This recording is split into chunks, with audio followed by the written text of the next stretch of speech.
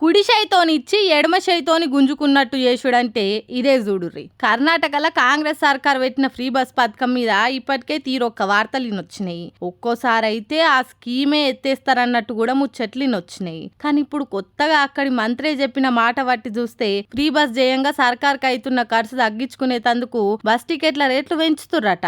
ఆడోళ్లకు free bus పథకం జయంగా government కు తక్లీఫ్ అవుతుందని కర్ణాటక క్యాబినెట్ లో మాట్లాడుకొని బస్ టికెట్ రేట్లను 15% పెంచేందుకు ఓకే అన్నారట. కేఎస్ఆర్టీసీ, బిఎంటీసీ బస్సులల్లా జనవరి 5కెళ్లి కొత్త ఛార్జీలు అమల్లోకి వస్తాయని మంత్రి హెచ్కే పాటిల్ చెప్పిరట. కర్ణాటకలో మహిళలకు ఫ్రీ బస్ స్కీమ్ జయంగా నెలకు 417 కోట్ల ఖర్చు అవుతుందట.